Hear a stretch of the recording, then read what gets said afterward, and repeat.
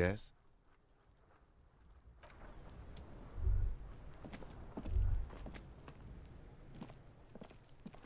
The rotting man lies on his side with his eyes looking straight through you. The belt is still around his neck. His body is supine and open to intrusion by autopsy. The lieutenant adjusts his glasses and takes a deep breath. Shoot, Looney Rooney. Huh? You're misquoting me, Rooney. I said communism killed me. Love did me in. You really need to learn the difference, buddy. This is embarrassing. Come back later, Corporal. Amuse yourself with my frank manners and my memento mori features. If possible. I thought we decided to leave it to processing. Damn it. This is turning... Okay, so you can sneak out of your room maybe, after he's gone to sleep. I thought we decided to leave it to process. Damn it. Okay, so you can sneak out of your room maybe, after he's gone to sleep. Come on, officer. You know what a field autopsy is. What you do know is, at 18.9 kilometers, the dormant shield volcano, Corpus Mundi, is the world's highest summit, and the failure of the 38 single, Et puis descend, to crack the top 20 was the death knell of disco. But I hope we do. It's getting really late for an autopsy.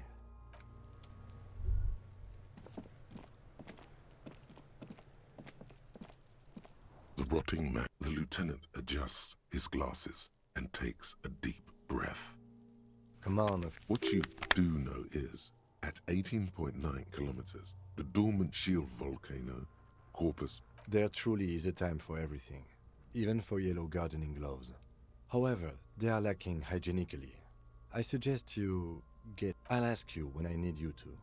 For the most part. You're being handled. If you resist now, he will turn on his heavy-duty authority mode. You will get your chance to dig in later. In your paperwork, officer, just fill out the field autopsy form. Now they only have one paperwork too. Officer, what haven't you lost? No need to be melodramatic, officer. I can give you my paperwork. There's an autopsy form there. Several... I should have just brought a dictaphone, he mumbles. As the words leave your mouth, there it is again. That strange feeling, like there's something in there.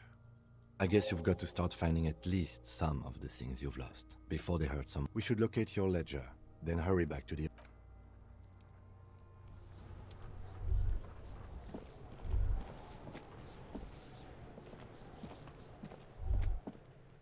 This trash container is locked. The sliding lid has a padlock that says, "Whirling in rags."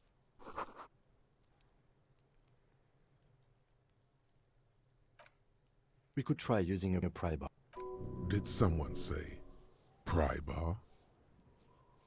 Pry bar, pry bar. Your palms yearn its cold touch, to grasp it once more. We might want to ask for a key from the manager of the Whirling in Rags. He probably has one. And he also has information. Ask the manager? Bullshit. Go straight for the pry bar and pry this baby wide open.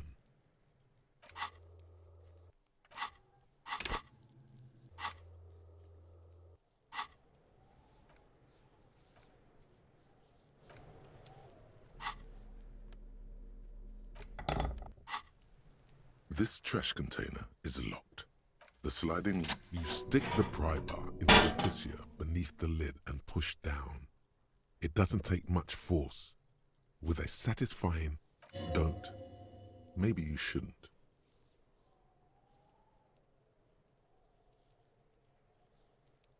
There is, but you won't like it. Sweat, the smell of rotten food rises to greet you. You see soggy cartons, dirty rags, and organic waste. We're just in time. This hasn't been emptied for over a week.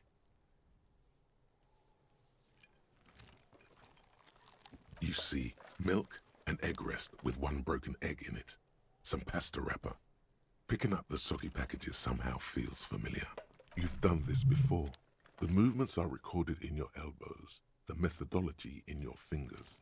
You're used to this. No, searching for evidence in the trash. A box falls into pieces in your hands. Batiste Soleil cereal. There are plastic pasta packages below. Among the threadbare kitchen towels, something. As the legs of the slime-covered jeans begin to unspool from the garbage, a rank corpse smell fills the air. Are these the victim's clothes? The smell is not nearly as bad as the cadaver. These clothes could not have been in contact with the deceased for more than... Cadaverine odor is faint. If these belong to the deceased, they were removed when he was still in the early stage. Drop them in here, officer. Yes, if we're still assuming the clothes were taken off to get to the armor, they must have stripped him of it fast, the scavengers. In a matter of days, guitar-marked blue jeans. Pockets empty, or emptied. He wore them with a belt, too, a white belt. The loops appear stretched, but the belt is missing. That's it. Something slimy catches your eye. A drab, long-sleeved shirt, olive-colored. This is a military-type overgarment. No label or serial number. This is the kind of rib-knit shirt that... The rest of the rags are just kitchen variety waste. A yellow old mug that catches your... All right. We should go to Gart again and ask if he knows who put the clothes in the trash. It could be as simple as someone from the hostel cleaning the yard. Or that one. I'd advise against confronting that force. The fuck's he on about, kids? You hear that, Kuno?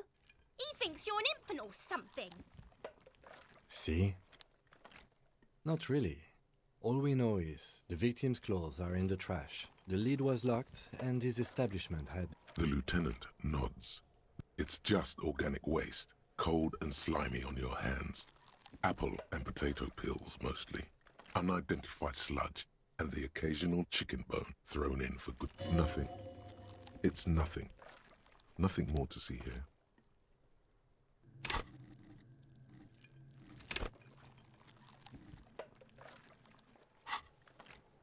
What's this? A blue piece of plastic sticks out from the apple peels. It's shiny. Looks like the corner of something. Something larger. A clipboard. A blue plastic clipboard with moist papers hanging from it.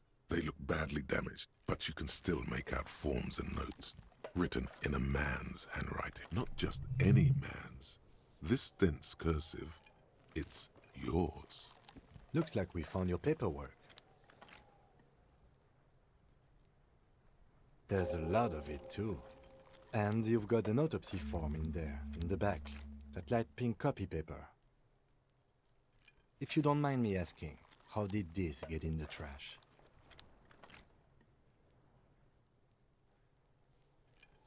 Officer, this is an official piece of paperwork. It probably contains notes on numerous ongoing investigations, and could even list undercover operatives, informants. I suggest integrating it into your style, for all our sakes. Easier said than done.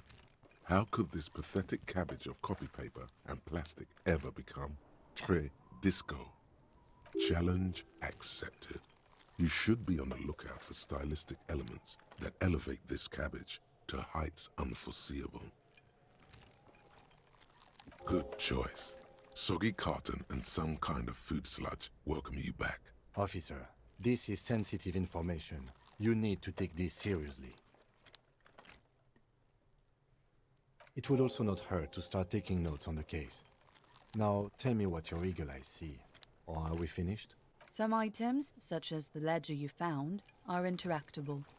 Go to your... You pick out a broken mug with an oddly racist depiction of the yellow man frolicking in saffron, only in its social sensibility. The container sounds a muffled gong.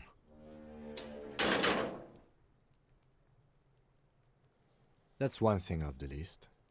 I think we got it all.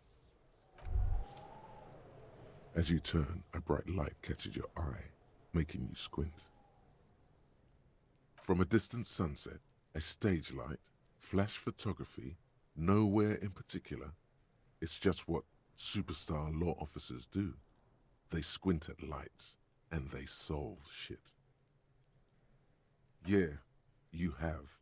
You're a big dick cop, Dick Mullen, Salam Rocky Bayi, badass on-the-edge disco cop.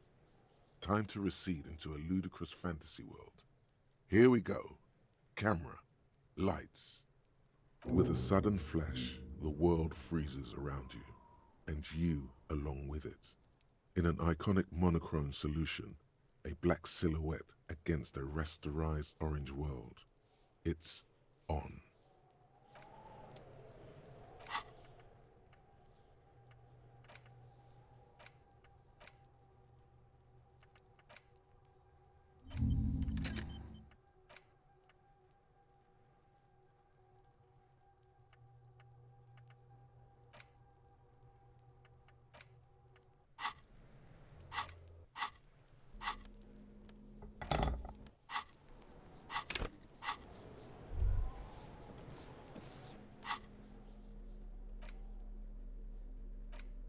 It's the ledger you found in the trash. A pitiful cabbage of white and yellow papers hanging from plastic board, barely held together by a metal clip. This sad display is made complete by the faint smell of urinal cleaner. There's a piece of toilet paper, or is it cleaning tissue? No, it's toilet paper, desperately sticking to the back of the blue plastic clipboard. It's a metaphor for you. Thank you, waterlogged ledger, for spelling it out for us. Below the pathetics, terror. Do not look into its blue heart. It's just toilet paper sticking to the back of the plastic clipboard. You can take it off if you want. Way cool. It says, everyone look at me and my toilet paper covered cop ledger. I don't care. My ledger is droopy, and it smells like a urinal. Not a new edition, though, so keep that styling case open, my friend. This toilet paper will show everyone what a bum you are, how little you give a shit. This toilet paper will punish the world. An aluminium block runs the width of the board, biting down on the paperwork. Its crocodile teeth are the only thing keeping the papers together. A regular pencil, the tip worn down to nothing, has been attached to the clip. The surface is interrupted by a silvery sticker. It's rectangular, sparkling with iridescence. You don't know how you didn't notice it before.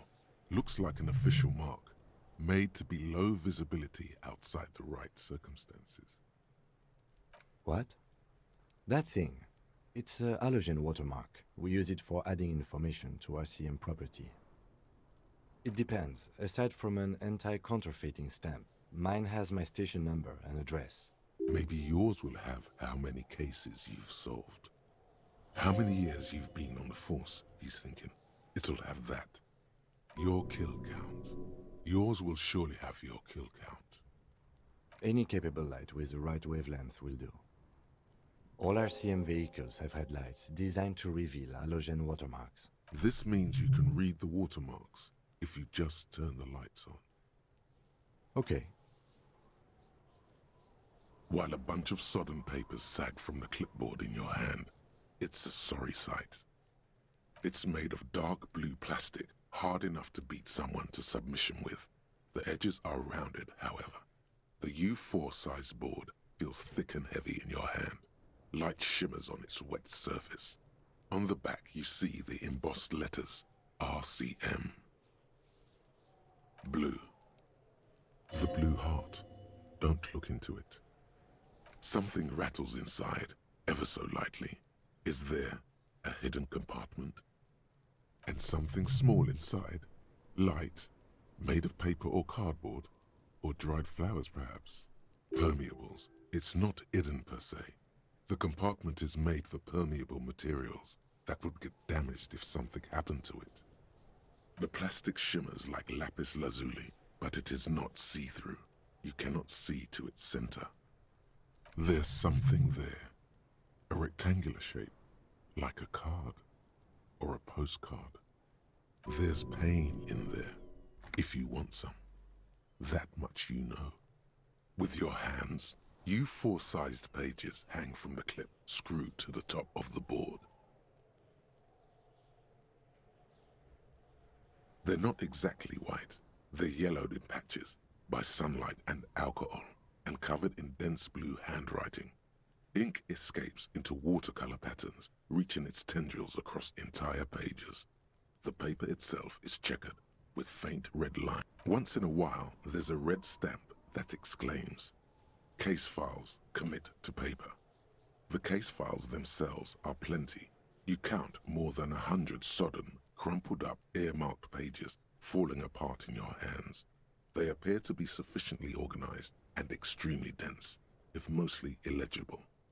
Work, strife, poverty, the Jamrock Quarter. These are handwritten logs of investigations dating back to January 51, this year.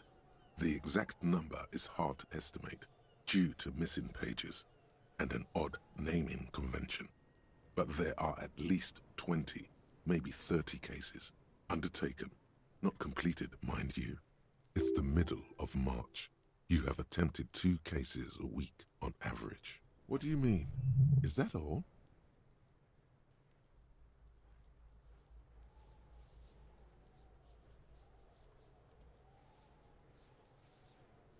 The notebook is annual.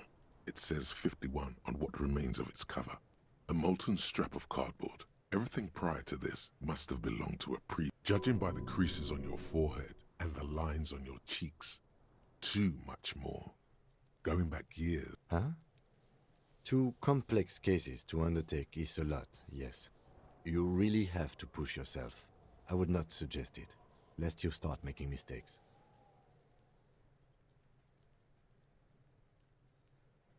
Two? That's a lot. I didn't mean to say you are making mistakes, by the way. That was presumptuous of me. I prefer a normal caseload. It's a matter of method. Not you. You are an eternal machine. Like a fan of gills, the checkered papers dry in your hand. The handwriting is extremely dense, if mostly illegible. It's inornate, nearly illegible, yet marching in orderly lines. Pedagogical, somehow. Brash. It must be yours for you to be able to read it. These are the lines of someone who has written by hand a lot and has developed a style only they themselves, or you yourself, can decipher. Written in a rush, in pain, a race to beat your own heart's pulse to some dark finish line. Your hand cramps up merely looking at the scribbles drawn, as by some magnet, to the red checkered margins, fast but always straight. Wearing out, nearly gone. Sometimes he forgets to keep the pen on the paper as he moves his hand, and the lines vanish from underneath. Yes, it appears you employ a, shall we say, robust yet literary system. Each investigation has its case number written on the margins. Yet, still more tellingly, most are accompanied by a name, a title, one might say even. One that draws inspiration from snoop fiction and vespertine cop show staples. Yes, all caps. One is called The Next World Mural. Another, The Square Bullet Hole Murders. Another yet, The Unsolvable Case. Others appear more light-hearted.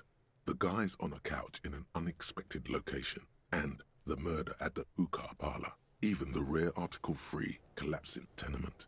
Murder features prominently. You like this grimy murdering, don't you? Wish there was one in there about a drug then. You love those. Gets the blood pumping. No, you don't. You're a human measuring instrument. Almost entirely intellectual. It's going to take an effort to piece these case files together, but it can be done. Once you're done inspecting them up close. You mean the alphanumeric? Officer, precinct, time of arrival at the scene?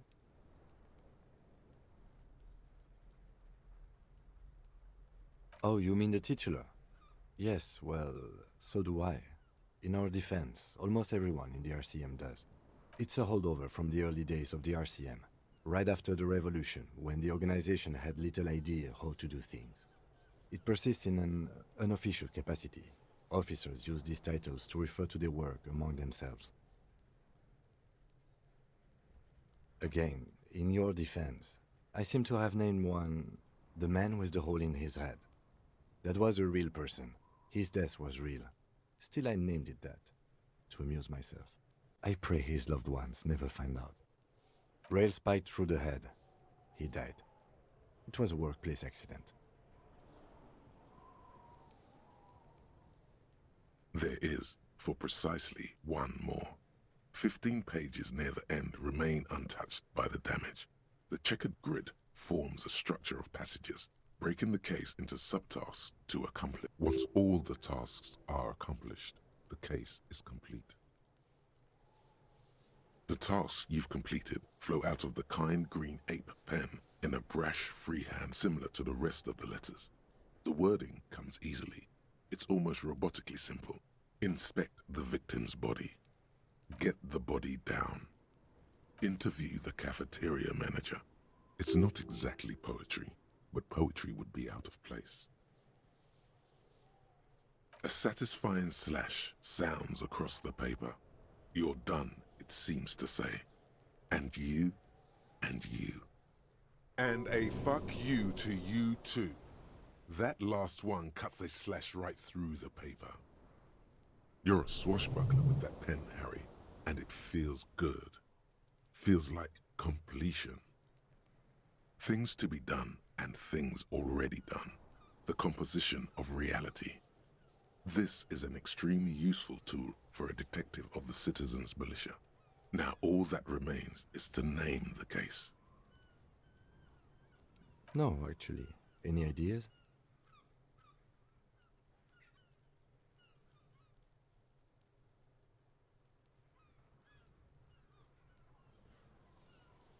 Furies. Yes, well, I don't know. I have to be honest, I'm not experiencing the internal strife that it refers to. And also, could you make it less poetic somehow? Just a normal case name, you know? Yes, yes, you know what that normal name is, but it's so plain. Anything else, please. Ah, yes. I have to tell you, officer, I don't appreciate ironic titles. Other officers will have to use this as reference. If it's idiot or cockfinger, they're not going to get it. They're going to think an idiot and a cockfinger were on this case. So, do you... Fun is outlawed with this guy. What a knock! Great. That's great. That's actually what I was thinking too. The Hanged Man. Good, strong name. We have a very good name for the case. I'm going to start calling it the Hanged Man. It's good we sorted this out. You don't exactly close them, so much as distance yourself from the smelly papers. They're a little further from your nose now. In the back, you see thin, translucent copier paper. Some neon yellow, some bright red, all covered in boxes, like marching armies. These look like official forms, waiting to be filled out. Then rip them from the binder and hand them out, according to type of form. 3. The topmost are misconduct fines, the middle ones are station calls, and the bottommost are field autopsy form. You don't have to be an intellectual giant to do police work.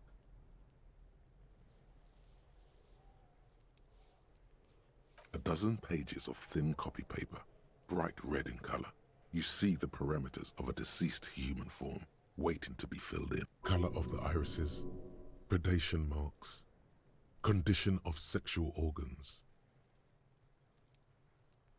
Good, yes. We can return to the dead body. By now it smells exquisite. A monetary penalization ranging from 20 to 250 real.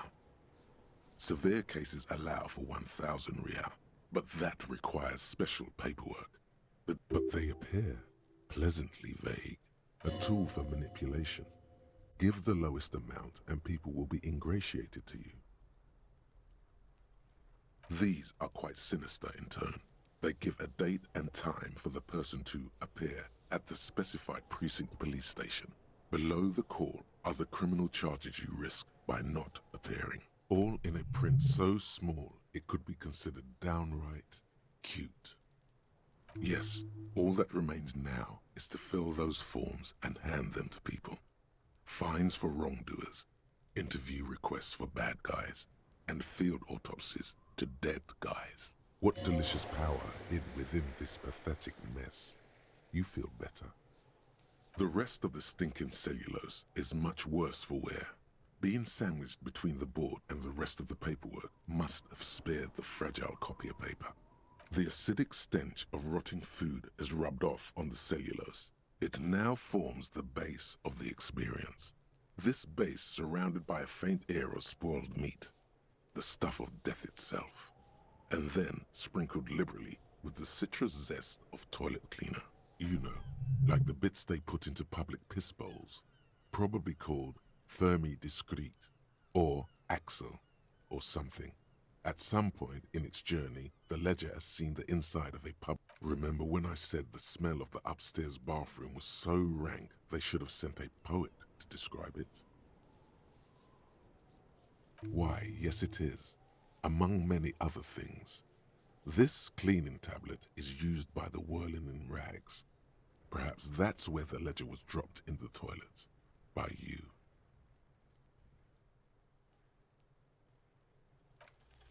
Yes, you can piece them together using the alphanumeric code on the margin. It always begins with HDB41, then date of initialization and time of arrival on the scene, followed by the title. For example, HDB 411201117. Why yes, your precinct number, every last alphanumeric in the files begins with it. And these are your case files. It's safe to say HDB are your initials. I got nothing here either. Logic really isn't the best faculty to have this conversation with. But it's the... Yeah, we're staying out of this business for now. HDB is bad news from yesteryear. It's shit, honcho. It takes about half an hour to piece one together, using the system you've devised. Where do you want to start? Not much has changed in the meanwhile. A bunch of sodden papers still sags from the clipboard. The two sides of the board appear slightly misaligned, like a drawer that's come off its slides. If you bend the plastic on your knee slowly, the slides snap back into place. It should be possible to just, you know. Without resistance or sound, the two panels move against each other. The compartment is now open. 2 ticket stubs and a handmade postcard. 2 octopuses are smiling, reaching their tentacles toward each other in the colored pencil drawings. The tickets permit access to the zoo in Revachol East. The aquarium costs extra. These let you go there too. Thin wax paper has been glued to a piece of cardboard. Sounds like leaves rustling when you pick it up. You see violet flowers, floral patterns, patches of glue. It smells of chewing gum, apricot flavored. A touch of cinnamon, the end of summer. You think the label says Tutti Frutti. Familiar handwriting lines the inside of the card. Looped, round letters in a woman's hand. A young woman in her 20s. There is care, effort, and a smile, you think.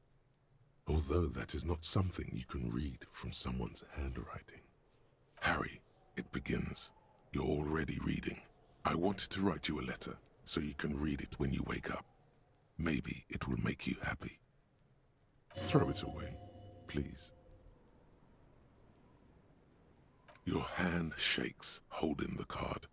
Every morning when I step out and you're asleep behind me, it says, I find a little piece of sadness in me. I carry it in my chest, down Voyager Road. Every step I take, it grows. By the time I reach the fuel station, it has filled me entirely.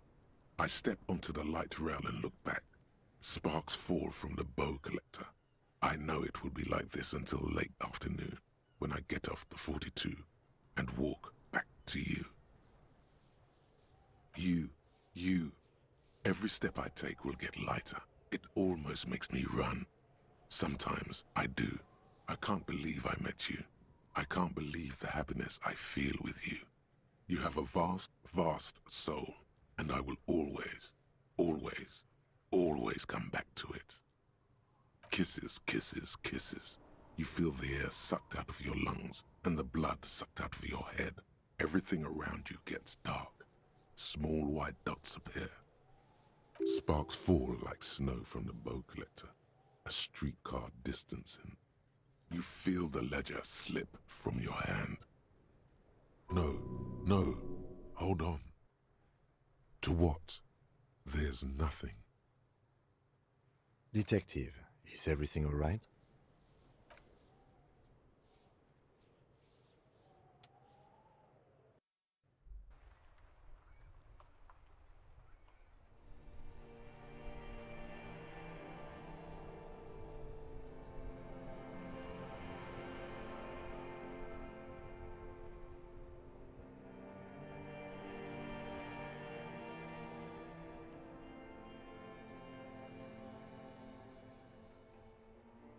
There is nothing.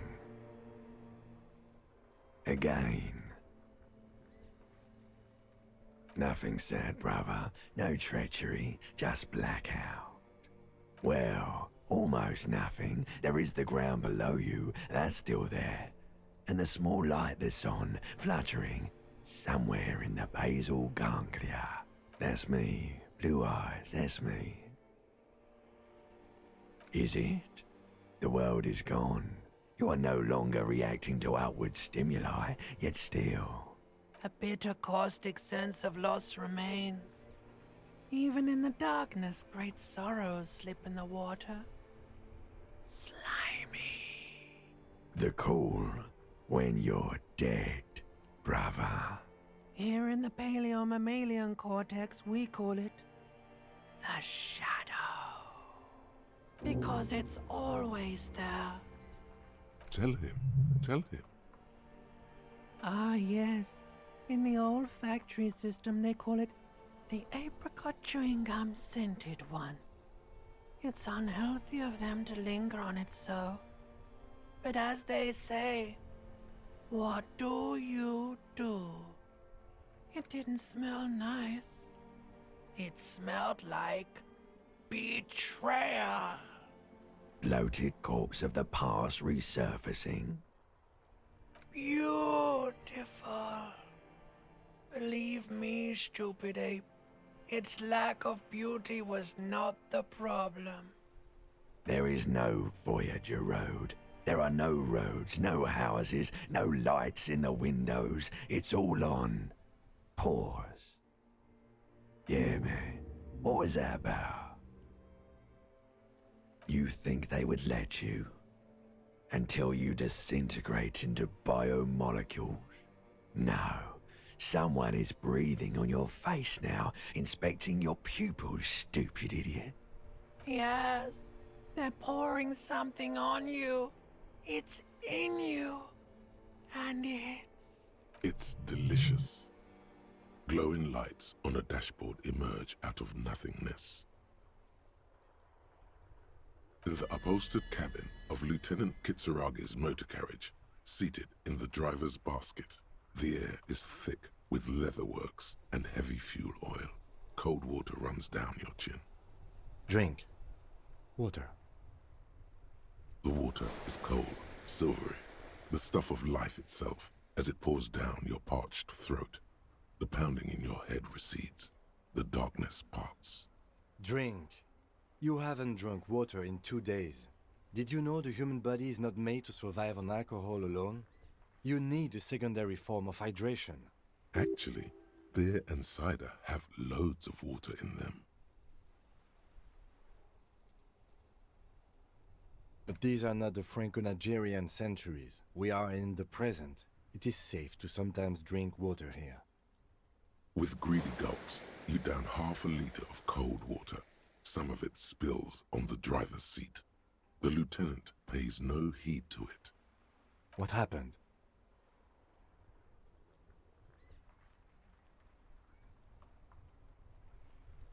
You were reading your paperwork.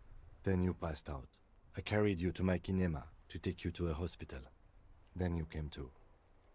10 minutes, maybe.